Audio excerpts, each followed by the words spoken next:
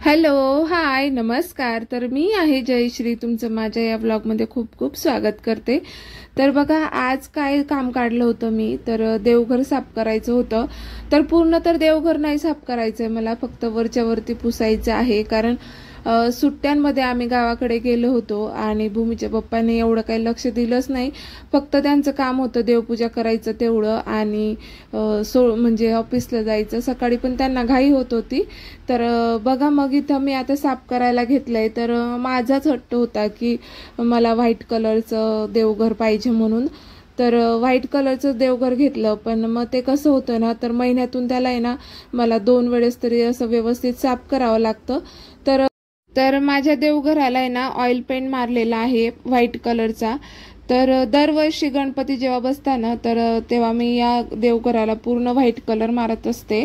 तर त्यामुळे काय होतं, तर कलरही नवीन दिसतो आणि देवघरही एकदम चकाचक दिसतं. पण नेहमीच्या वापरामुळे काय होतं, जसं दिव्याची काजळी, अगरबत्तीचं ते काळं, परत धूप लावतो आपण, तर ते इतकं म्हणजे थोडंसं जरी ते काजळीचं एवढंसं जरी पडलं असलं तर हात जर लागला तर पूर्ण काळं होतं. तर तोच प्रॉब्लेम या व्हाईट देवघराच्या सोबत माझ्यासोबत होतोय. मी खूपदा म्हणजे असं स्वच्छ करते पण ते काही होत नव्हतं. आधी तर मी नुसते कपड्याने पुसायची की खराब होईल वगैरे, पण मग ऑइल पेंट मी नेहमी मारत असते. म्हणजे 3दा तर मी ऑइल पेंट या देवघराला मारून झालेला आहे. बाकीचं जे खालचं कपाट आहे त्याला सुद्धा. तर मी आता काय करते, डायरेक्ट साबण घेते, घासणी घेते आणि घासून काढते. त्याच्याने काय होतं, जेवढं काही चिकट आणि काळपट वगैरे असलं ना तर ते निघून जातं. आणि कपड्याने पुसून घेते आणि स्वच्छ माझं देवघर होतं.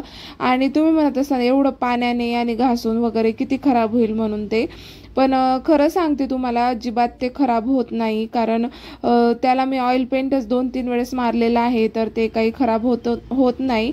आणि जरी झालं तरी मी परत गणपती आले का त्या आधी देवघराला व्हाईट कलर मारून घेते. आणि पहिले कसं मला 2 वेळेस खूप जास्त कलर लागला होता, कारण प्लायवूड होतं, तर मग ते खूप जास्त कलर पित होतं. आणि तिसऱ्या वेळेस आहे ना मग एवढा काही मला कलर नव्हता लागला, त्यामधलाच उरला होता. तर यावर्षी मला असं वाटतं की कमी आणावा आणि मग लावून बघावा. म्हणजे कसं आहे, उरलं तर परत ते फेकून द्यावं लागतं. फेकून म्हणजे द्यायचं कसं, कारण ते ठेवून पण कोरडं होतं, मग काय ते शेवटी फेकावंच लागतं. तर बघा, इथं आहे ना मी आता पूर्ण डाग पुसते. आणि रोज रोज तेलाची बाटली ना इथं खाली ठेवलेली असते कपाटामध्ये. तर ते तेलकट हात आणि परत ते काळपट ते अगरबत्तीचं वगैरे असं सगळंच काळपट झालेलं असतं. तर मला महिन्यातून खरं सांगते 2दा तर हे करावंच लागतं. आणि मला कसं, आणि पण माहिती आहे का, हे देवघर जेव्हापासून मी आणलंय ना व्हाईट कलरचं, तर मला ना एवढं पॉझिटिव्ह फील होतं माझ्या घरामध्ये. आणि मी हॉलमध्ये ठेवलेलं आहे. तर हॉलमध्ये ठेवल्यामुळे काय होतं, देवघर मला समोरच दिसतं किचनमध्ये. आणि घरामध्ये घुसल्यानं मला एवढं छान असं अगरबत्तीचा आणि त्यांचा सुवास येतो. आणि परत इतकं पॉझिटिव्ह फील होतं. त्याच्या आधी मी मागच्या खोलीमध्ये म्हणजे मागच्या बेडरूममध्ये देवघर ठेवलेलं होतं. तर एवढं मला काही म्हणजे देवघर म्हणजे छोटंसं होतं आधी घेतलेलं, एवढं काही म्हणजे हे नव्हतं विशेष. तर पण मग कसं, देवघर तर देवघरच असतं. तर मी काय केलं होतं, ते छोटंसं देवघर होतं ना तर ते खालीच ठेवलं होतं. आणि माझं ते भूमी होती ना ती छोटी होती, मग ती काय करायची, देव उचलून पडायची. मग त्यासाठी ना मग मी असं देवघर घेतलं. तर हे आम्ही ना डायरेक्ट बनवून घेतलं होतं. तर मला कपाट आणि 2 असे ड्रॉवर पाहिजे होते, कारण खूप सामान असतं. आपण जरी म्हटलं ना तरी इकडे तिकडे सगळं सामान ठेवला जातो. आणि नकळत जेव्हा आपल्याला समजा चालत नाही किंवा आपल्या घरामध्ये सुतू गिरदी वगैरे असते, तेव्हा मग नकळत आपल्या देवांच्या वस्तूला हात लागतो. तर मी काय केलेलं आहे, माझ्या घरामध्ये जेवढे पण फोटो किंवा जेवढे पण देवाचं सामान आहे, सगळं हळदी कुंकू जितकं पण आहे ते सगळं मी या कबडमध्ये ठेवून दिलेले, पुस्तकं वगैरे. म्हणजे कसं आहे, एकदाच आपल्याला जर सुतूक वगैरे काय झालं का मग याच्यावरती पूर्ण देवघरात कपडा टाकला का मग इकडे हात लावायचं कामच पडत नाही. म्हणजे कसं ते व्यवस्थित राहतं. आणि मग कसं, मग मलाही थोडंसं म्हणजे थोडंसं कसं आहे, एकदम पॅक राहिलं ना तर एवढं अस्ताव्यस्त दिसत नाही. तर बघा, असं पूर्ण मी साफ करून घेतलं. आणि मी नंतर आहे ना अजून 2 स्वच्छ पाण्याने याला पुसून घेते. म्हणजे जे काही साबणाचं वगैरे याला लागलेलं असेल ना ते स्वच्छ निघून जातं. आणि तुम्हाला खरं सांगू का, तर इथं खाली पण देवघराच्या खाली ना तसं तेल कधी कधी पडतं, तर मग ते कसं एकदम आपल्या लक्षात येत नाही बारीक बारीक थेंब, आणि मग लगेच झाडलं जात नाही किंवा पुसलं जात नाही, तर ते बारीक अशी शितोळे असते ना त्याच्यावरती धूळ बसती, मग आपल्याला नसतं लक्ष, तर मग ते आपोआपच तिथे असे काळपट काळपट डाग पडत चालतात. मग मला ते लक्षात आलं 1-2 वेळेस. मग मी काय करते, जेव्हा पण असं मी साफसफाई करते ना तेव्हा खाली सुद्धा घासून घेते घासणीने आणि पुसून घेते, म्हणजे व्यवस्थित होऊन जातं आणि काळपट पण नाही दिसत आणि छान होऊन जातं एकदम मस्त. कसं आपल्या किचनमध्ये पण आपण जिथं तेलाचा डबा ठेवतो ना तिथं ते चिकट काळपट तर होतंच. तिथं मी आधी म्हणजे पोतळी ठेवायची, पण ते पोतळी पण एवढी घाण व्हायची ना, तर मी आता सध्याला कागदच ठेवते. आणि बघा हे आहे स्वामीनारायण भगवान. तर हा फोटो माझ्या सासूबाईंनी दिला होता मला, तर त्यालाही काय माहिती एवढी धूळ कुठून येते काय माहिती, तर 15-15 दिवसापर्यंत जरी हे साफ केलं ना तरी याच्यापेक्षा जास्तच धूळ निघते. आणि खरं कारण माहिती आहे का, आमच्या घराच्या शेजारी आहे ना एकदम हायवेला लागूनच माझं घर आहे, तर त्यामुळे मला असं वाटतं कदाचित माझ्या घरामध्ये जास्त धूळ येत असावी. आणि मग मी ह्या देवघरावर आहे ना असा पेपर ठेवून देते दरवेळेसच, कारण प्रत्येक वेळेस आहे ना एकदम बारीक बारीक असं वरचं दिसत नाही आणि धूळ साफ होत नाही व्यवस्थित, तर मी काय करते कागद ठेवून देते. आणि जसं आता मला साफसफाई करायची ना तेव्हा मग हा कागदच आहे ना पूर्ण उचलून फेकून देते, कारण साफ करायची गरजच नाही, कारण तो पिवळा पण पळून जातो आणि त्याच्यावरती इतकी धूळ आणि माती सगळी साचलेली असते. तर मग मी वरती ना पुसून घेते. आता मला या देवघराचं आहे ना तोरण सुद्धा बदलवायचं आहे, कारण मी 2 वर्षापासून लावलेलं आहे. माझी आई जेव्हा गेली होती ना यात्रेला तर तिथून माझ्यासाठी हे आणलं होतं, म्हणजे दरवाजालाच लावायला आणलं होतं, पण मग ते काही लागत नव्हतं, छोटं आहे माझं, छोटं होतं ते, आणि दरवाजा माझा थोडा मोठा आहे, मग ते काही लागत नव्हतं. तर मग मी काय केलं देवघरालाच लावलं आणि इतके छान मस्त सुरेख असं काम केलेलं आहे ना. असे छोटे छोटे हत्ती आहे, त्यामध्ये छोट्या छोट्या घंट्या आहे, वेगवेगळे कलरफुल. जसं नवीन होतं ना तेव्हा खूप सुंदर दिसायचं, पण आता या दिवाळीला आहे ना मी घेणार आहे. दिवाळीच्या पिरियडमध्ये ना खूप सुंदर सुंदर असे देवघराला आणि घराला लावण्यासाठी तोरण आहे ना येत असतात, तर मला ते बघून आहे ना असं घ्यावंसंच वाटतं, पण प्रत्येक वेळेस किती किती घेणार असं होतं. मग पण मी यावेळेस आहे ना माझ्या देवघरासाठी घेणार आहे, माप घेऊन जाते मी मोजूनच आणि मगच तसं आणेल.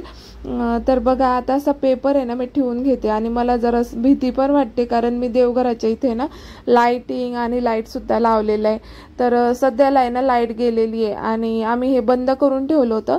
आम्ही जेव्हा पण गावी जातो ना तर तेव्हा हा लाईट चालू ठेवतो देवघराचा, फक्त त्याची जी आम्ही लाईटिंग लावलेली आहे ना ती बंद करून जातो, कारण लाईटिंगने काय होतं गरम होतं. तुम्ही बघितलं असेल लाईटिंगचे जे लाईट असतात ना ते गरम होत असतात, मग ते कसं नको उगाच काही व्हायला, म्हणून मग आम्ही काय करतो लाईटिंग जी लावलेली आहे ना ती बंद करून जातो. एरवी रोज आहे ना लाईट चालू असतो, तर आता तुम्हाला दिसत नसेल कारण मी साफसफाई करते, तुम्ही मागच्या बाजूने ना त्याचं बटन बंद केलंय आणि परत लाईट पण गेलेली आहे, तर त्यामुळे ते दिसत पण नाही, पण लाईट लावल्यावर ते एकदम सुंदर दिसतं. तर बघा हे आहे आपले स्वामीनारायण भगवान, तेही एकदम छान झालेले आहे. तर मग मी आता हे मला पहिले तर प्रश्नच पडला होता की हे फोटो मी कुठे ठेवू, तर म्हणजे कसं 3-4 वर्ष तर ते माझ्या पेटीमध्येच पडलेलं होतं, म्हणजे याच्यामध्ये कोठी असते ना तर कोठीमध्ये ठेवलेला होता. मग काय म्हटलं कितीक दिवस ठेवायचा, एक होता तो खराब होऊन गेला होता बुरशीने, मग म्हटलं चला याला ना आपण वरतीच ठेवू, तर मग मी वरतीच ठेवला. आणि तुम्ही बघितलं माझ्या हातामध्ये जे पाट होतं ना छोटंसं, तर ते माझ्या देवघराच्या आधीच्या देवघरामध्ये ठेवलेलं होतं आणि ते मला आता रेग्युलरली लागतं, कारण मी जेव्हा पण गणपती बसवते ना तर तेव्हा त्याच्यावरतीच बसवते. आणि बघा हे छोटे छोटे पॉट आहे ना मी प्लॅस्टिकचे आहे हे, आणि याच्यामध्ये ते प्लॅस्टिकचे फ्लॉवरच आहे, पण दिसायला इतकं सुंदर दिसतात ना, तर मग कुठे ठेवायचं, तर मी हे देवघराच्या याच्यावरतीच ठेवलं होतं, एकदम छान दिसत होतं. आणि तुम्हाला दिसत असेल मी रबर प्लांट सुद्धा आणलेलं आहे, इथं खाली दिसतंय, तर मला ते कुंड्यांमध्ये लावायचंय, तर ते मला म्हणजे मी विचारलं होतं त्या लोकांना की कसं म्हणजे हे लावू कसं, तर मग ते मला बोलले की तुम्ही थोडीशी काळी माती टाका आणि थोडीशी रेती टाका. पण मग रेती घेसू आणि कुठून आणू मी, तर मग काही पर्याय असेल तर मला नक्की कमेंटमध्ये सुचवा. तर बघा आता माझं इथलं सगळं काम झालं होतं आणि मी इथे जो दिवा आणि जे काही पाट वगैरे ठेवलं होतं ना ते आधीच तिकडं किचनमध्ये ठेवून आली होती, कारण ते म्हटलं हात सरशी धुतलेलं मला बरं असतं, कारण दुपारी ना अजिबात मला वेळ भेटत नाही. मुलांना आणलं का मग त्यांना खाऊ घाला, परत बघा आमचं देवघर कसं झालं, छान आहे ना, हे ना. तर बघा दुपारी ना कसं होतं, मुलांना खाऊ घालणं, परत त्यांचा अभ्यास, मग 1 तास झोपणं, मग डान्स क्लासला घेऊन जाते त्यांना, मग असं सगळं चालू असतं रुटीन. मग संध्याकाळी आल्याला स्वयंपाक, तर एवढं म्हणजे घाई होते मला, दुपारी अजिबात वेळच भेटत नाही. आणि सगळी देवपूजा वगैरे झाली, साफसफाई झाली, मग नंतर मला लक्षात आलं की अरे मी आज कलशाला मध्ये जे नारळ ठेवलं ते ओलंच नाही केलं. मग मी लगेच ओलं करून आणलं बघा. तर तुम्ही म्हणा ह्या कलश कशाचा, तर हा कुलदेवतेचा कलश आहे. तो स्थापन केला होता मी नवरात्रमध्ये आणि त्याला आहे ना दर मंगळवारी त्याचं पाणी वगैरे चेंज करायचं. त्या याच्यामध्ये जे आपण तांब्यामध्ये पाणी ठेवतो ते मंगळवारी चेंज करायचं पाणी, आणि रोज ते नारळ असं ओलं करून ठेवायचं. म्हणजे कसं आपल्या घरामध्ये जेवढी पण नेगेटिव्हिटी असते ना ते कमी होते, ते ओढून घेतं, मी असं ऐकलेलं आहे. आणि कुलदैवताचा आशीर्वाद सुद्धा आपल्याला असतो. तर मी कसं बघा हे हातसरशी दिवा आणि ते प्लेट आहे ना याची अगरबत्तीची ती सगळी धुवून आणली होती, लगेचच मी ठेवून घेतलं, कारण संध्याकाळी लगेच देवपूजा करायला परत ते नळायला नको, म्हणजे कसं ठेवलं बेसिंगमध्ये की राहिलं धुवायचं. तर मग मी तसं नाही केलं, आधीच पटकन मी धुवून घेतलं. आता असं माझं काम झालं होतं आज. तर मला पूर्ण देवघराच्या मध्ये जे कपाट आहे ना ते सुद्धा स्वच्छ करायचे, त्याचा मुहूर्त कधी लागतो काय माहिती. आणि संध्याकाळी अचानक एवढा पाऊस कसा आला काही कळालंच नाही, एवढं वादळ वारं होतं खूप जास्त, आणि भीती सुद्धा वाटत होती. आणि डान्स क्लासवरून आल्यानंतर काय करावं, तर मग भूमीचं 2 दिवसापासून चालू होतं की मम्मी मॅगी बनव, नाही तर मग पास्ता बनव. तर मग थोडंसं पास्ता थोडंसं मॅगी असं बनवलं होतं. तर पास्ता आहे ना खूप टेस्टी बनतो, मॅगीपेक्षाही खूप भारी लागतो. तर तुम्हाला चव सांगते, तर आपल्याला कसं मॅगीचं थोडंसं फॅड असतं, पण पास्ता आहे ना त्याच्यापेक्षा जबरदस्त लागतो. तर पास्त्यामध्ये काय नाही, फक्त मी कांदा टोमॅटो चिरून घातलेला आहे, त्याला परतून घेतलंय, आणि शेजवान चटणी असते थोडीशी ती टाकली आहे, आणि हिरवी मिरची एखादी, कारण तिखट तर पाहिजेच, आपण एवढं फिकं नाही खाऊ शकत. मग मी थोडंसं शेजवान चटणी सुद्धा जास्तच टाकली होती. आणि मुलं आहे ना असं एरवी जर तिखट भाजी झाली ना तर खात नाही, पण असं जे नवीन असतं ना चायनीज म्हणा पास्ता म्हणा, थोडं जरी तिखट असतं ना त्यांना काही फरक नाही पडत, म्हणजे सू करून खाऊन घेतात. तर आजचा व्हिडिओ कसा वाटला नक्की कमेंट